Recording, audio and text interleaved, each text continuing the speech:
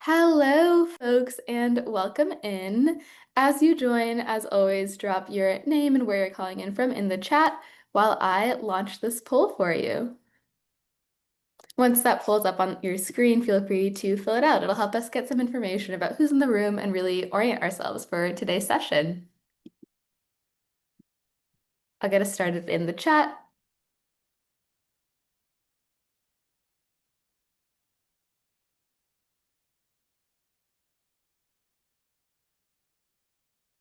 Wow, I love seeing these poll responses come in live. It's so fun. Hi, Jennifer. Nice to see you. Hi, Rachel, a friend from my team.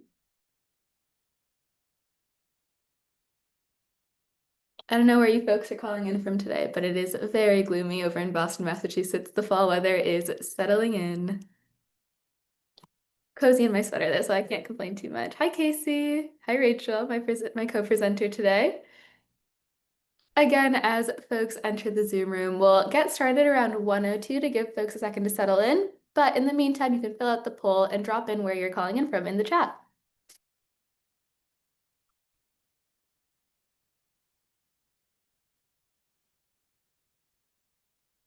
Hi, Mary. Hi, Rita. And a few folks in Southern California, a few folks in Columbus, Ohio. Love to see it. Little pockets of community all over with grants.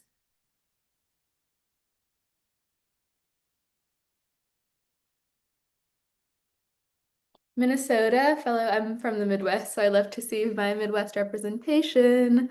Okay, awesome. We'll get started in just a minute. So as folks join, you know the drill, drop where you're calling in from in the chat, as well as answer a few of those poll questions so we can have a better understanding of who's in the room with us today.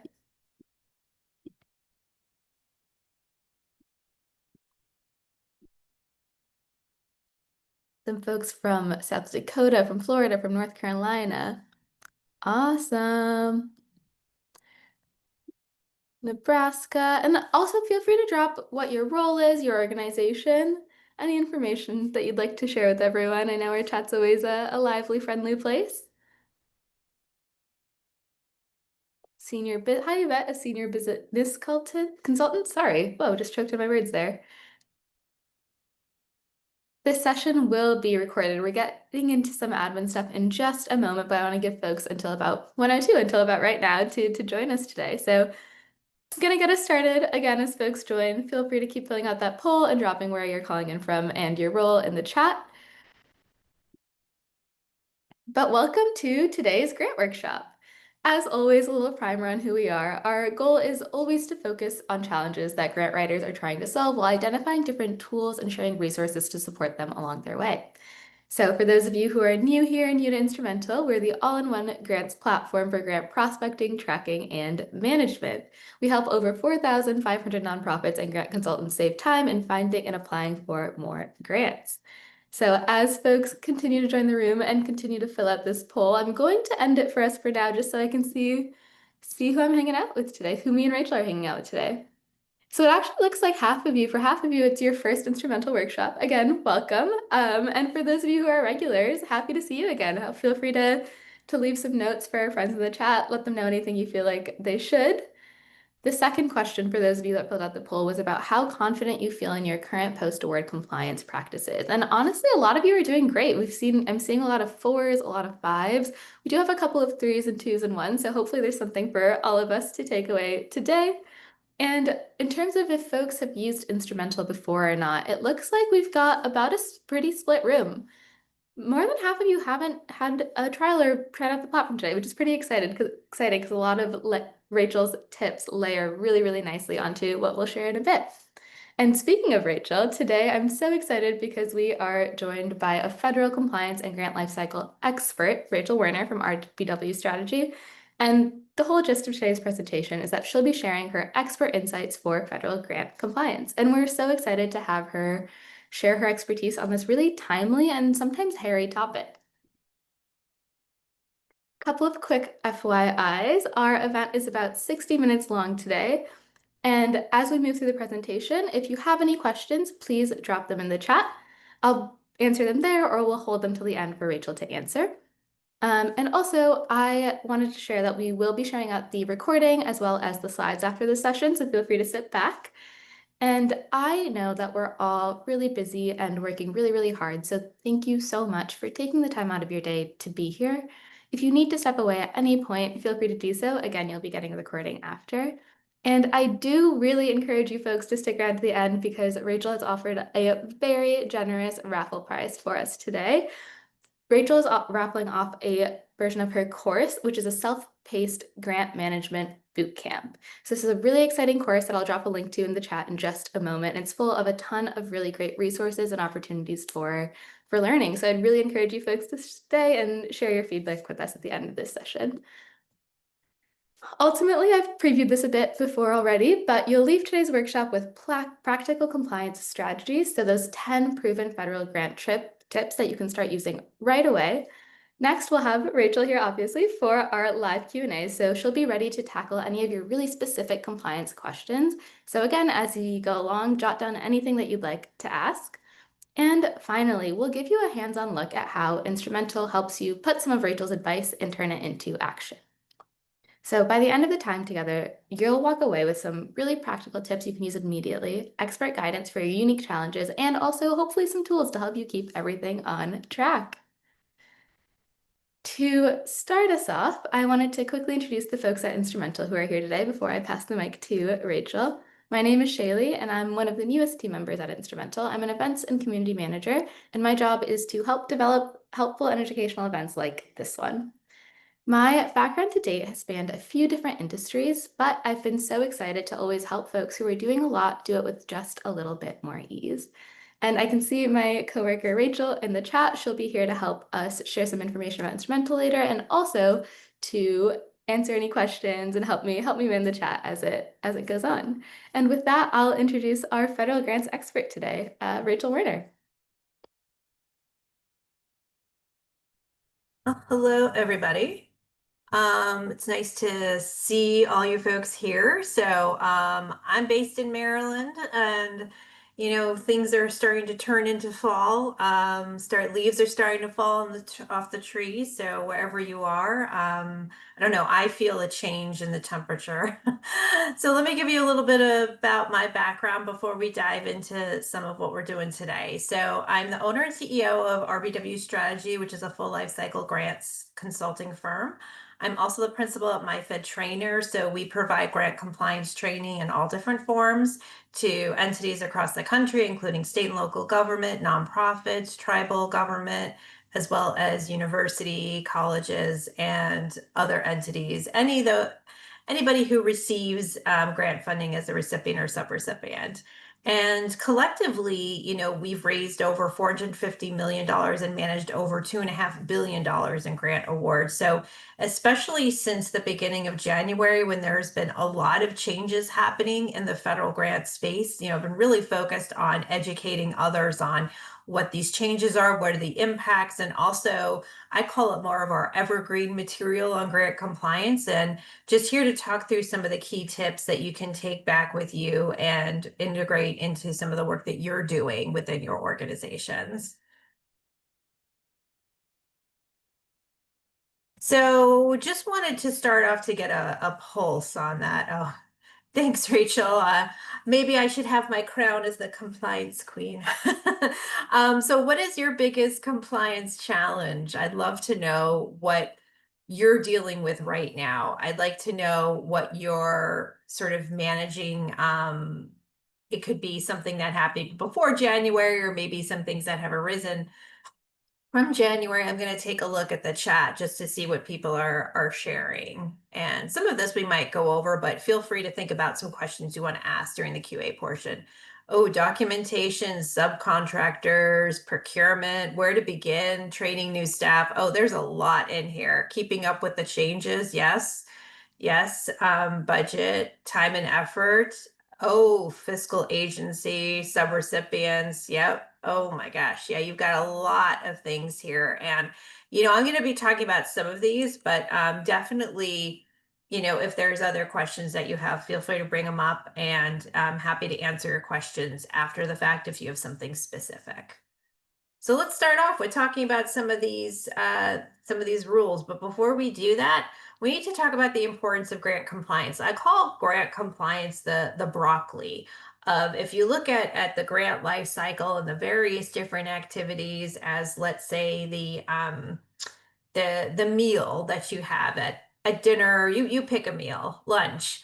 I call grant compliance the broccoli because it's something that we know is important. We know it's going to be healthy for us. And in this case, it's going to ensure sustainability of our grant programs, but it's complicated. It's not always something that you want to do, but it's something that you have to do. And it's important to understand some of these new changes that are happening and updates that are going on. And this goes even beyond before what was happening in the recent administration changes and how they impact your day to day. Also, record keeping and internal controls and those safeguards can help protect you from waste, fraud, and abuse. They're like your peas and carrots. And also the deadlines. It's really important to remember, I saw some people posting about documentation, reporting. Those are incredibly important because you don't want to put yourself in a situation where you could be vulnerable and could potentially have some of your funding rescinded because of something that you did on your end or didn't do on your end. And so that's why it's really important to understand those compliance rules. And especially now, why are we focusing on this now more than ever? Well, a lot of it really started in January of this year with the executive orders, which put a spotlight on a lot of the ways that grants are distributed and focused on a lot of issues that impact recipients and subrecipients, things like indirect costs and also the targeted populations are being specifically identified in these executive orders. A lot of those folks that you might be working with and who are the beneficiaries of the support. And a lot of the changes to the grant life cycle, we saw in the most recent executive order that was issued on August 7th was describing some of these changes that are going to happen at the federal administrative level and how they're going to be implemented within the different agencies, which ultimately trickles down to the work that you're doing. So could impact the when you receive your funding, drawdowns, when decisions are being made, and how the eligibility criteria might change. And also the agency updates, because the agencies are really implementing these executive orders and they're issuing the guidance that's going to be needed to ensure that these executive orders are taking place. And then the award terms and conditions, because those are, and they've specifically been identified in that most recent executive order. So being aware of what's included in that. And also indirect costs. We know that there's been a spotlight, especially for universities, on the indirect cost rate agreements and what's allowable, what's not allowable. If I have a negotiated indirect cost rate agreement, is this still going to be approved, and is it going to be accepted by the agency or not? So those are all things that we're thinking about. That's why it's important to stay above board and understand, how these changes are impacting your work. And so I know that grant compliance is complicated. So when I started in grant compliance, it was 20 years ago. And so when I started, I was literally taking binders to different schools across the country and talking with school administrators about here are the rules that you need to do to comply with these different grant funds. And and it's complicated, especially because that might not be your primary role. And so it can be difficult to understand, where do I even start? How do I know how to get in there and figure out the best way to develop a more robust culture of compliance within my organization? So I started to put together, here are the top 10 compliance tips that you can use right now and that would really benefit you and your team. And hopefully, this will help you at least get a jump start or strengthen some of the practices that you're already doing. So let's start with the first one. So the first one is the Notice of Grant Award. That is your bread and butter. That is the document that you should be looking at in detail because it tells you everything you need to know about how to manage your federal grant award. And if you're a subrecipient, it's also important to know the rules that you need to follow from your pass-through entity, which is the entity that distributes the funding from the federal government. And so it includes things like all of the standard terms and condition, and also the termination clauses, which now are going to be expanded to include all of the termination clauses that are outlined in the uniform guidance. And if you're not familiar with the uniform guidance that's issued by the Office of Management and Budget, it's the official administrative requirements that covers the administrative rules and the cost principles that all recipients, subrecipients, and federal contractors need to follow, and also includes things like reporting. There could be specific templates that you use and also the deadlines for those reports, the period of performance, the points of contact. And it's also going to include specific links to systems that you should use for uploading information. It's going to include some links to the specific policy. So for instance, Health and Human Services, there's an HHS grant policy statement. They're going to link to that. They might also have specific agency requirements. So all of this information is in your Notice of Grant Award. So it's important to collectively review this to understand what you're on the hook for, what your budget is, because what you put in your application might not actually be the approved amount. So it's important to follow that and understand all of those different things in order to effectively begin and kick off your grant. And if you're in the middle of administering your grant, know those rules specifically. And in addition, I have a little note here.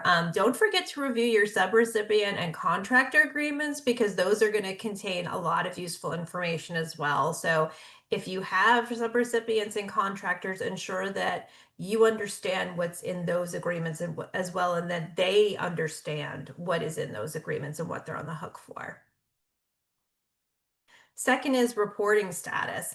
Are you up to date with all of your programmatic and financial reports? This is one of the easiest things that you can control. So getting those reports submitted on time and ensuring that you have accurate information included in there. So here's some questions that you need to think about. How is your spending down on funding? So how are you drawing down the funds? Are you waiting until the last minute to draw down the funds, which doesn't really align with your work plan and those deliverables? So it's important to have that ongoing check just to ensure that you're on the same page with your programmatic team if you're in finance or vice versa. Also, what's left with your subawards and contracts? Are they adhering to the scope of work? Do you have additional funds that need to be spent down? The reason I think that this is incredibly important now is because drawing down funding has been a little bit of a challenge in recent months, so it's important to stay on top of that. Have you had any budget modifications that you have requested changes to your budget? Have those been approved? If they're not approved, you have to go with the existing budget. And also with regard to the reports, are there specific templates that the funder has asked you to use? They might include links to that in that Notice of Grant Award, or you might need to reach out to your program officer, grant management specialist to find out what those are. The next is, this is one of my favorite topics. If you ever want me to just talk a lot about this, it's risk assessment.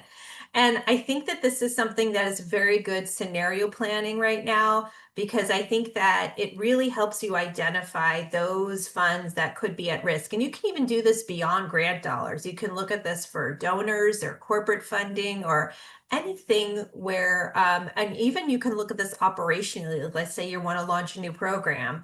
You can do a risk assessment of this. And the way I'm looking at this in terms of grants is, are your grant dollars at risk? And so if you're seeking out, let's say, renewal funding, or if you're looking at some of the funds that might have been identified as being rescinded, what is the risk? Is it at high risk? Is it a low risk?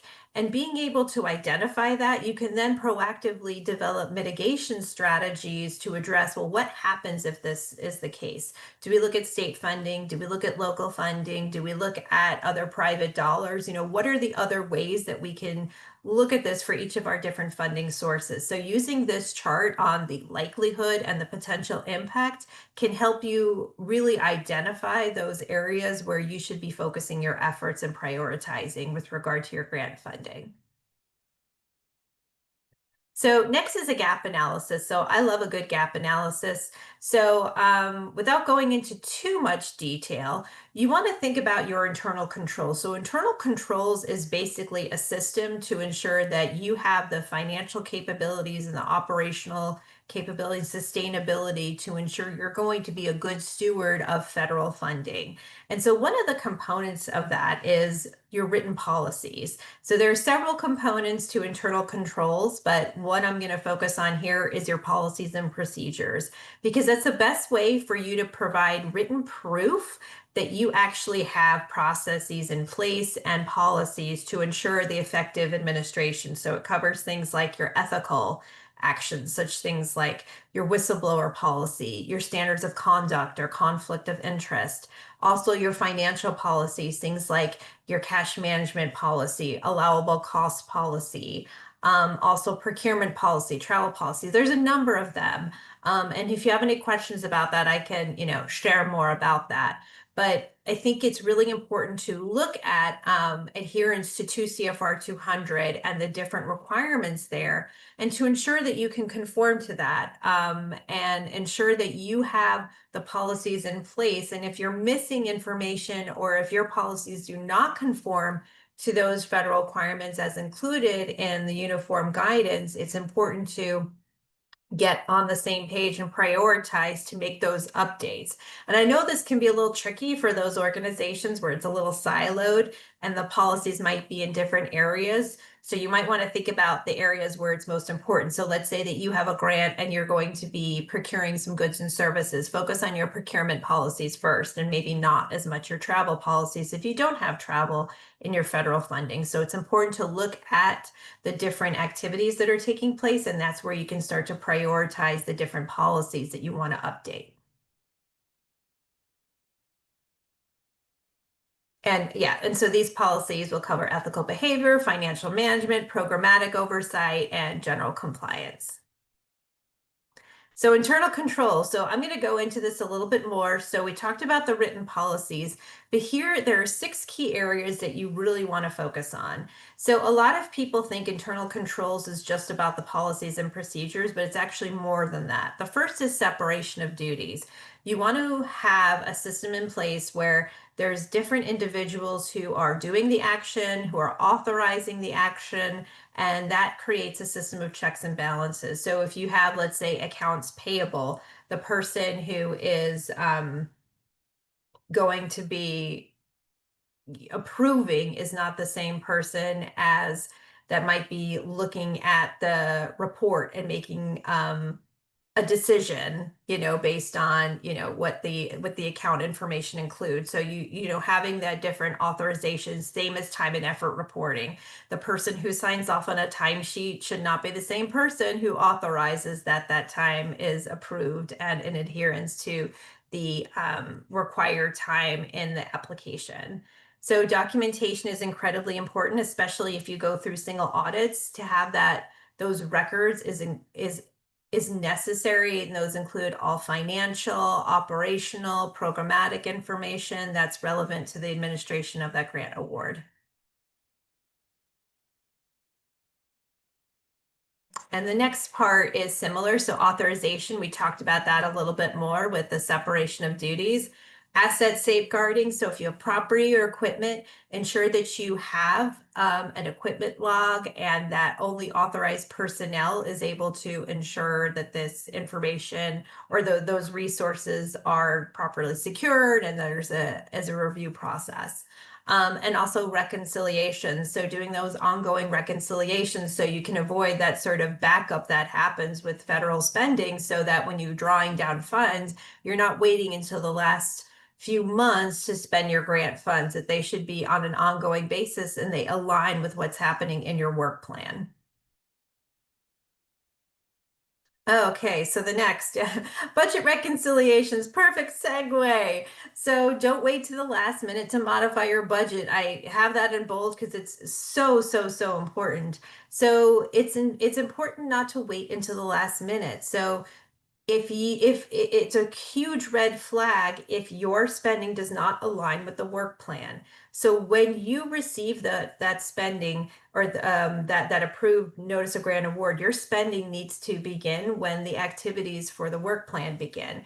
And it really also depends. Do you have a cash advance or do you have reimbursement type of award? And now they're moving more towards reimbursement because there's more control from the federal government to manage those types of funding. And in that case, then it's more critical than ever because if you have subrecipients and contractors, they're going to be delayed in receiving their funds if the spending does not happen. So it's important to do that and also modify your budget well in advance of the end of the project period.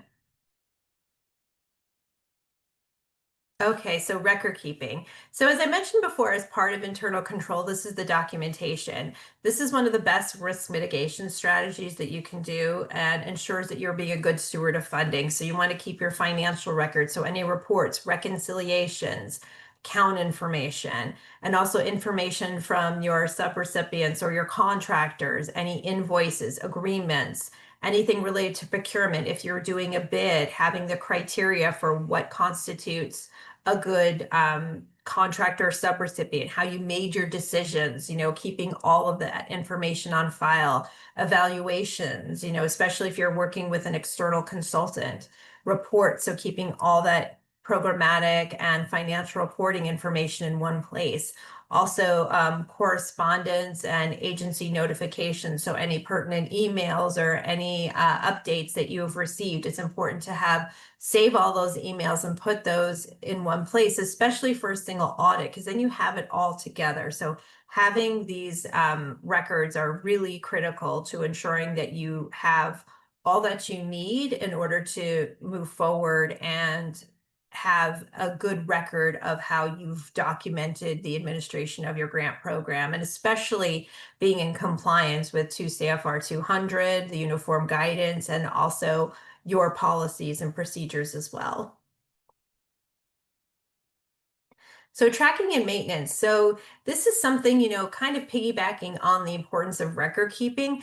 What are you going to maintain? So, it's also having ongoing meetings are really critical. So whether that happens every week, every other week, every month, you want to have everybody who is administering the grant, including, it could also include some external partners, are all on the same page. And people ask me all the time, how are we going to track and maintain information? There's different project management systems. So if you have one in place, if you use Asana, if you use ClickUp or whatever it is, you want to ensure that people have access to that system. And I know that some of the information might be sensitive, so maybe having certain levels of access, but whatever you use, ensure that people know where information is housed, whether it's Google Teams or whatever it is.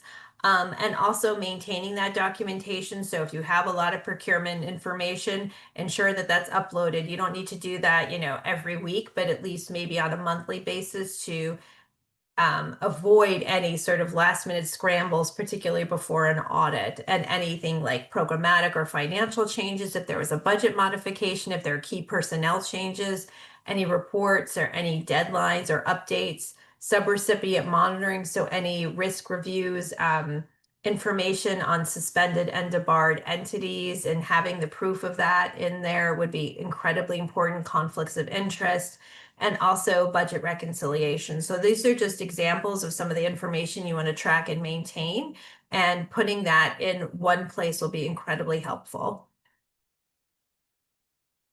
So partner oversight. So this is also a key component to ensuring that you're going to be a good partner. So one of the things that I strongly recommend, and this is not a necessity, but this is also something that will help provide a better way to manage your relationship with your partners is think about the technical assistance. Think about the support that you want to provide your contractors and subrecipients. So it could be standard forms, invoices, standard reports.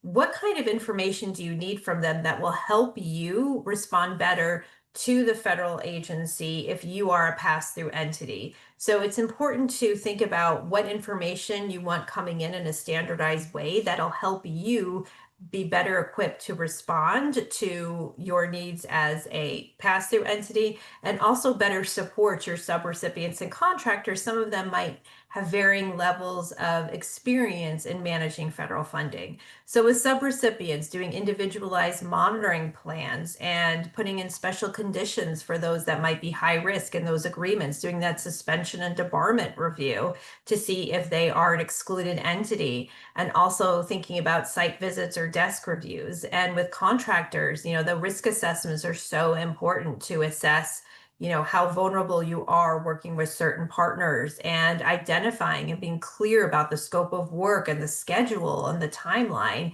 and also invoice reviews. So with both subrecipients and contractors, I would say that you want to do risk assessment with both, and that's what kind of leads to the special conditions. So those are the things that could be identified in your procurement policy of the criteria for determining, a high or low risk partner, but it will help you learn how to better manage them. And finally, audit preparation. So as I said, all of these different items are risk mitigation strategies. So if you have to go through a single audit, are you prepared? So having that record keeping, the reports, the policies and procedures that you have in place, procurement and subrecipient monitoring, having all that information together. Now, I will say something about the compliance supplement, which is your guide, because it outlines the specific components that are going to be reviewed during a single audit for each program. And I would also say that but be very clear that in the compliance supplement, it has been updated 2024. The 2025 version has not been fully finalized. It's only in draft mode. So just be prepared that we're still looking at 2024 and have not seen the final updated version yet.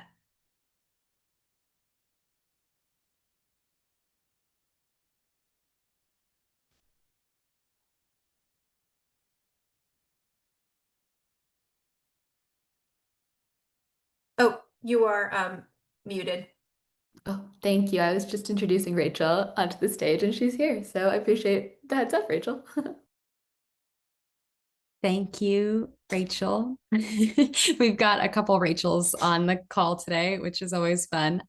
For those of you who haven't seen me before, I work with Shaylee on the Instrumentl team. And I just love, Rachel, I could listen to you talk about compliance all day, which is saying a lot because as we know, it is a dense and complex topic that I think, can feel overwhelming. And I'm sure there are folks in the room that are like, wow, this is a lot that I have to consider. But I think it's also really empowering as we think about the ways that our nonprofits can strengthen themselves in the whole grants lifecycle piece. I mean, one thing you always kind of drill home for us is this idea that we should be thinking about our grant awards and the grants that we're going after always from a post-award lens, right? And keeping track of these kind of 10 tips as we think about how we're applying for grants will be even more beneficial in strengthening our grant strategy as a whole for our organization. So I know there's a lot of really great questions in the chat, and thankfully we have a lot of time to cover kind of content that Rachel pitched to us. But what I want to highlight as we move through in this next section here, how are we taking some of the tips that Rachel shared and applying them directly? We want to be thinking about when we have received a grant award, how we're reviewing and aligning all of the different policies and agreements that the grant award lays out, and making sure that we understand all of that across the life cycle of the grant award, across our teams, any constituents who would be involved in the administration of that grant, be it program staff, finance, all those folks, right? How are they connected with all of those pieces that need to be applied?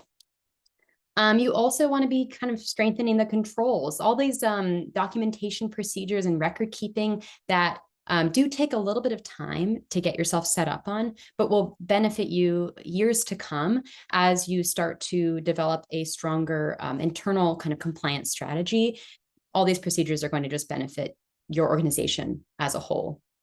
And lastly, one of the most important things that I kind of took away from Rachel's tips, in addition to so many different important pieces of knowledge here, is that it's really critical to be monitoring and maintaining a system of record. I think that's something that, as just a baseline, all of our organizations should be striving towards. And you might have different ways that you're currently doing that. Some of you may be using Excel spreadsheets or Google Docs or different folders for things. And all of that actually is really beneficial in keeping your organization on track to make sure you can comply with the terms.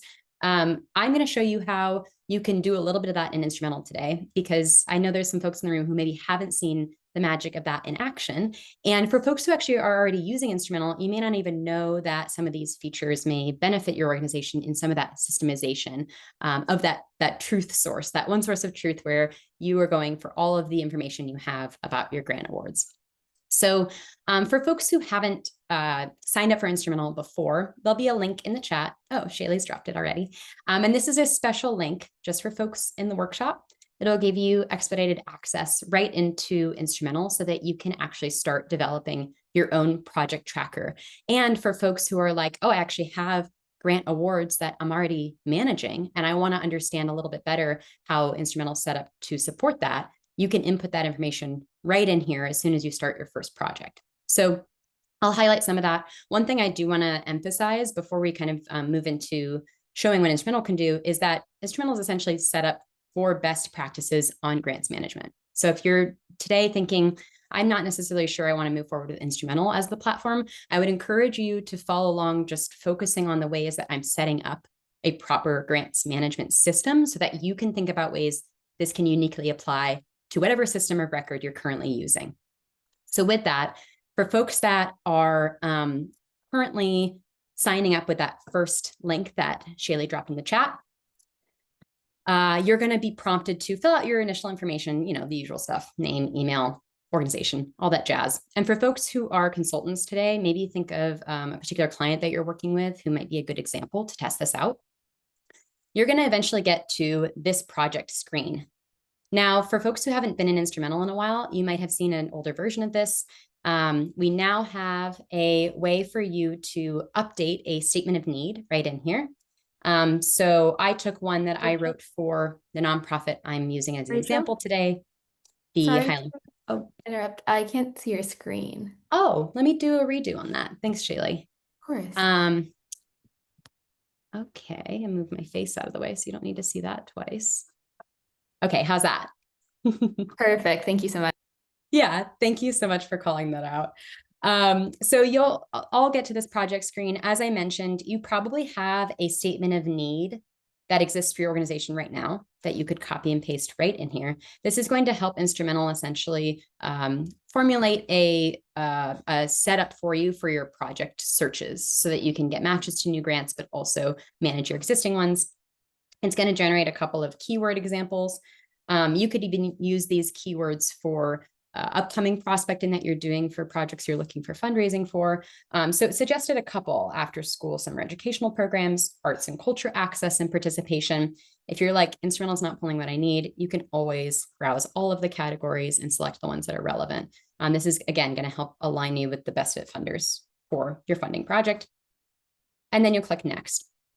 This next page is very simple. It's just going to take you through some of the specific funding requirements so that you're not getting too many matches when you're pulling your funding search. So you want to specify the applicant type. If you're a nonprofit, I know for my example, I'll be partnering with schools, so I've included that as an applicant type as well. And for this example, I'm also a museum. I'm not faith-based, but I know we maybe have some folks in the room who are, so you can indicate that here to make sure those show up on your searches. And then you can also indicate what areas your project serves. Here I'm specifying Los Angeles County, but you can indicate national in scope, or even select statewide if you're serving multiple counties across the state. I do want to see grants for professional arts and culture organizations, right? Because that's the organization type I'm using today. And then I'm looking for a specific range of grants. Now, some of you might be hearing some of the tips that Rachel is sharing and thinking, oh, my organization may not be ready for some of these really large grants that require a lot of specific compliance tips, right? So you can drop the amount of the maximum here. And then what the funds would be used for. What are you fundraising for, essentially? I've got a lot of different ones here. I'm actually going to remove capital project because that's kind of a distinct category, but I might be fundraising for general operating, training for staff, etc. Lastly, the types of funders I'd like to see grants from, we can see all of them. And if you're interested in diving in specifically on corporate, for example, you would only indicate that here. And you'll save and exit. Now, the next step here, right, if we want to start adding things into our grants management system of record, is making sure that we find relevant grants and funders who we want to be tracking time over time. So Instrumentl is going to pull up, this is our matches tab. They're going to pull up a bunch of opportunities. These are active grants that are available that fit the parameters I've set up the search for. And you can take a peek here if you want to look through each of the ones that you've seen that have been prompted for you. You can get a sense of why it matched. These are the fields of work that aligned, et cetera, et cetera. But essentially, this is just going to give you that quick overview of whether or not a grant is a go or no go. What I want to highlight here is that you do want to do your funder research and make sure there's alignment, right? So you can take a look at the Funder 990 report. This is information that you can find in the Form 990s. It's just going to be reorganized here in Instrumentl, so you can do a quick pass. And you can even check out all the PDFs here. But essentially, it's just going to synthesize all the information that is most valuable in determining whether or not a funder is aligned with your organization or not. You can see the key people, a couple of key financial stats, different grant ranges, right? This one is a good fit for me if I'm looking for something under kind of the $50,000 range. And then also past grantees. Again, this is information just pulled from the 990s, but we're able to actually see where these organizations are located. A Noise Within, which is actually right in my neck of the woods in Pasadena, and what the funding was used for. Lastly, you'll also be able to see openness to new grantees, which I always find is a beneficial tip in determining whether or not a grant is particularly competitive for new grantees. So with that, that's a great way for you to dive in on the research side. But what I'll highlight once you save one of these, so you're going to click save here, is that this is where our system of record starts to become more robust. Now, some of you might already have a tracker. Like I mentioned, you might use spreadsheets right now. You can import all of those right on in here. But you can start to build this system of record for your organization across the grants that you're both actively pursuing and researching, the ones you are currently applying for, and the ones that have been awarded. So this is where Rachel's tips, I think, really come into play. When we look at this grant, which we were awarded, you'll be able to go over to the awards tab and actually take a look at what was expected for this grant, what tasks are required for this grant, and I'll even open it up further so you can see. Right, we have some of the tips that Rachel had specifically mentioned. We might need to be getting updates from finance, creating budget codes, reviewing the grant agreement, which is just step number one, right? And making sure that all the tasks that are outlined in the agreement are documented somewhere. You can also assign it to other folks, right? I might be pretty busy, so I'm interested in actually assigning it to one of my colleagues, but I can also make sure I'm keeping track of it here as well. I think this covers most of what I think is really important in connecting with some of Rachel's tips here. But just kind of to close it out, there are so many ways that Rachel's best practices can be put into action. And Instrumentl does a lot of that intuitively for you. So I'm curious to hear how folks experience it within the platform, test it out, see how it works with your current grant awards, and see how these takeaways can be applied to your system of record at your organizations. I'll pause there. Awesome. Thanks so much, Rachel, for that overview and for kind of explaining how we can layer some of these already very actionable tips into a platform and what they might look like. And Rachel, welcome back for our Q&A. I don't know if you noticed, but folks have been super engaged during your 10 tips, and we've got plenty of questions to get through. So I'll start to answer some of them, but again, folks, as you have more, feel free to keep them coming. We'll try to do our best to get through everything, but if we can't, Rachel from Instrumental and I will follow up via email. But to start, we had a couple of questions up front, and I know in the lead up to this presentation about those executive orders and all of those changes. Folks have asked what your process for tracking executive orders or federal guidance changes is and how they can keep their organizations aligned on those shifts. Honestly, one of the best ways that I find out is from LinkedIn because there's a few people that I follow and I think also the National Council of Nonprofits has been incredibly good at sharing resources. So if you don't follow them, you should. And on their website, they have a whole section on just the executive orders and their impact. So I strongly recommend that you go there and they're putting in updates. And I think also your state level association. So for me, I'm in Maryland, so it's Maryland Nonprofits. That's a great resource. I also, because I'm in the DC area, Washington Post, The Hill.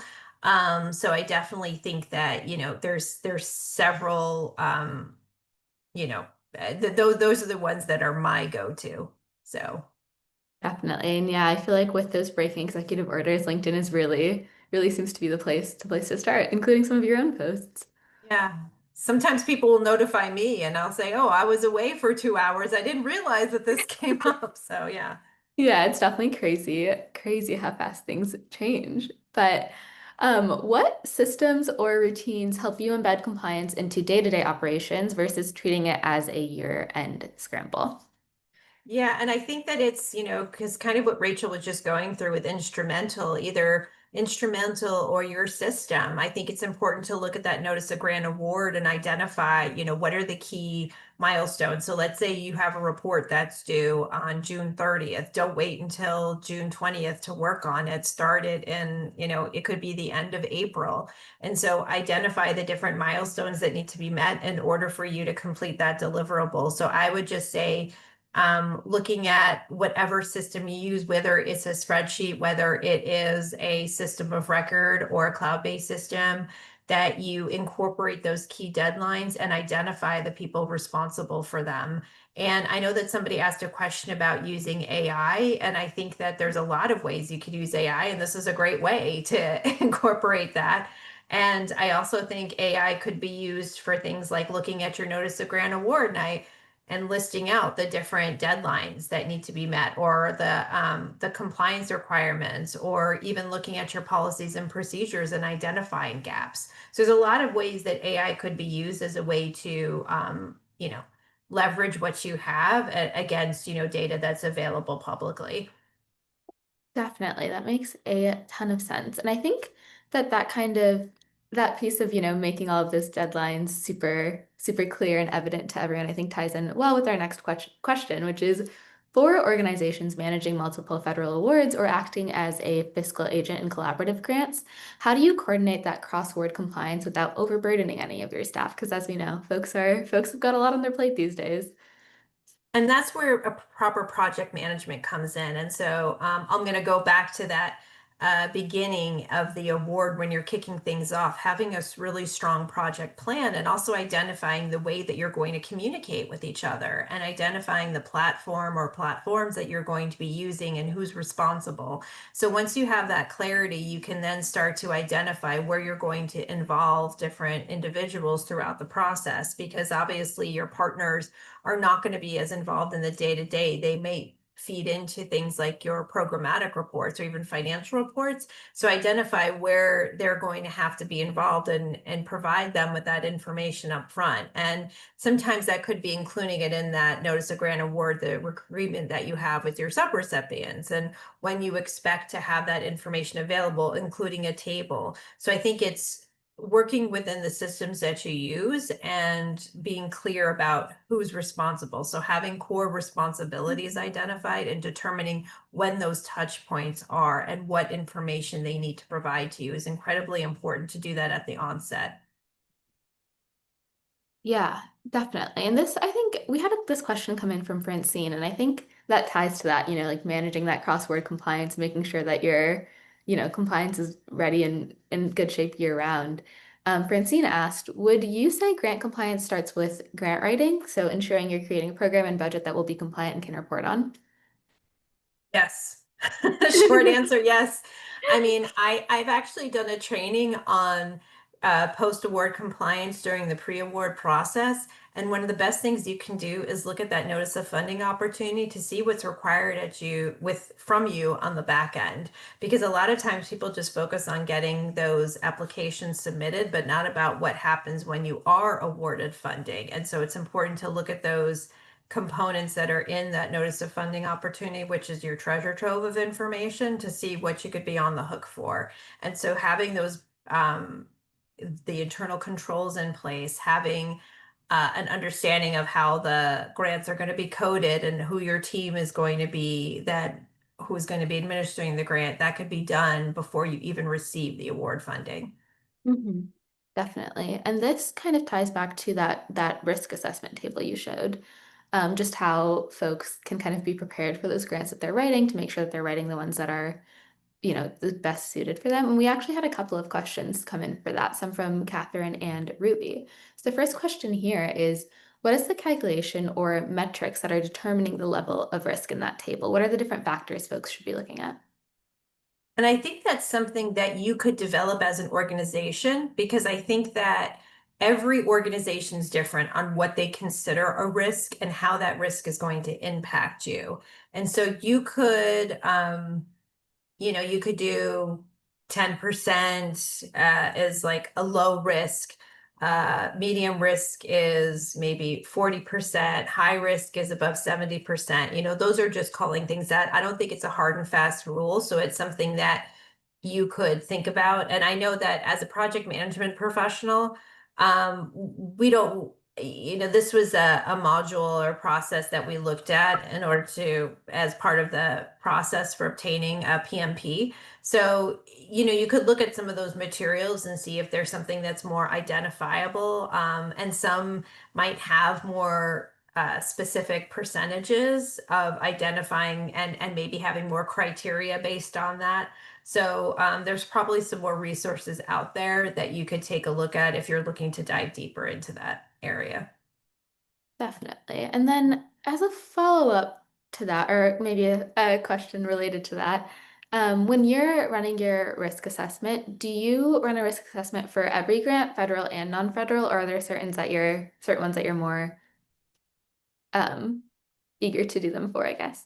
Yeah, I would say that I mean, because the risk assessment process is really as I keep repeating, it is a way to be proactively assuring that you are going to be safeguarding your funding. And Mhm. so I think that for those that might be lower hanging fruit, you might not need to do a risk assessment for that. I think it's just understanding the level of impact. So you're going to do a deeper risk assessment for those funds that are going to have a critical impact if they were to go away.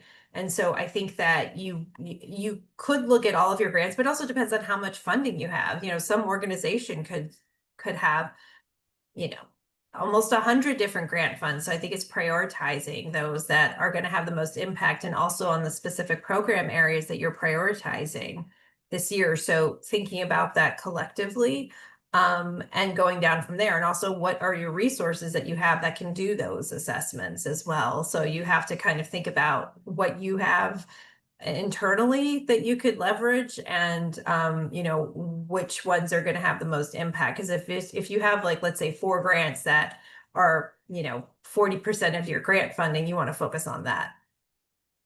Definitely. And we just had a question come in live from Carol in the chat, which was, what risk assessments are needed for MOUs?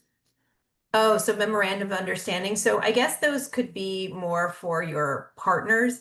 I mean, it depends on how much fiscal responsibility they would have. If they're not subrecipients, if they're just partners who might be engaging in work with you, I think it's important to do. I mean, you could even do a modified risk assessment. You don't need to necessarily look to see if they're a suspended or debarred entity, which you can actually look at through sam.gov in the excluded parties list, because I did see that come up. So that's how you find out if an entity is suspended or debarred. you may not need to do that, but you might want to look at things like past performance or ask questions about their capabilities and their capacity to do the work. But it just depends with an MOU.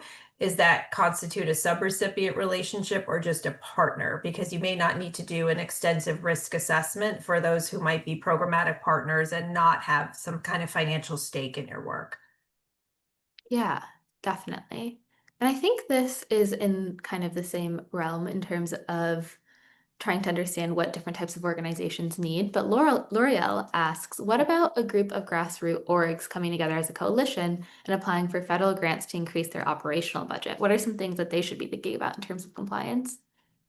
Oh, that's a great question. And I love collective impact. I love group applications. So I think it would be good to understand the designated roles and responsibilities. So of course, you're going to have a lead applicant. And so if that person is the fiscal agent or the person who is going to be the lead applicant and others are subrecipients, how are you going to structure that? And what are the roles and responsibilities that you have? And I think that so with all of those entities, there has to be strong internal controls. There has to be policies and procedures that comply with 2 CFR 200. So I do this in my grant management boot camp training, but go through the responsibilities of recipients and subrecipients. But it's important to have those in place because there are agencies that are asking for you to have those policies and procedures. If you don't have them, then it's not going to show that you have the capacity or the capabilities, even if you are a smaller grassroots organization. So if you seek and obtain funding from the federal government, you have to be able to follow the rules and adhere to those cost principles and know what you're getting into before you start jumping into that world. Definitely. I think there's a few follow-up questions from L'Oreal. She's asking if they should start a new nonprofit strictly for the coalition. Um, you could, I suppose, if you wanted to, but then if you do that, you could be running into an issue of not having past performance. And so I would think about that. You might need to I would look into that a little bit more to see if that's the right decision, because then you have to collectively fundraise for not only for your organization, but for the collective, unless you're already deciding that we're going to merge and maybe we're going to be a collective. So just manage those sort of decisions that would against what is best for your organization. Definitely. And it looks like we have time for about one more question. And I had a couple of questions about budget. So one of the ones that I saw come in a few times, and I'll start with this one from Roxanne, is when folks are thinking about their budget reconciliations, should they be looking at the grant budget, their org budget, or both? So when we're talking about budget reconciliations, we're specifically talking about the grants that the funding that you receive that's approved within your organization for that particular grant. So you have a grant budget. Let's say it's for $1 million, right? And you need to spend down that. That's all of those funds are going to be coded in your system of record. And so what you need to do is that each month you want to see how much have we spent down on the grant in compliance with those different funds that have been approved. And so each of those different funds are organized into the basic cost categories like personnel and fringe and travel, consultants, equipment, supplies. And so you want to see how funds are spent down and what was approved. So the reconciliation is between what was spent and what you have available to spend. So that's really what it is. And so if you wait until that last minute, you're not showing that you're actually doing the work of the grant because you're not spending down the funds. And so that's why that ongoing review and reconciliation is important to see if you have to modify your budget for any reason. Definitely. That makes a ton of sense. That is such a good way to think about it, that if you're not spending the grant, you're not doing the work that you'd outlined. But with that, it looks like we've only got a couple of minutes left. So I wanted to give you the floor to wrap us up and then so we can send you away with a quick thank you. Yeah, so I mean, as I said before, this grant management stuff, it's absolutely essential, and it's important to include that as part of your operations on the day to day because especially now, grants are in the spotlight and they're being more scrutinized than ever. So it's important to focus on the things that that you can take ownership of, that you can control now, even if there are things that you can't control. There are certain things that you can control with regard to your award administration and how you manage your funding.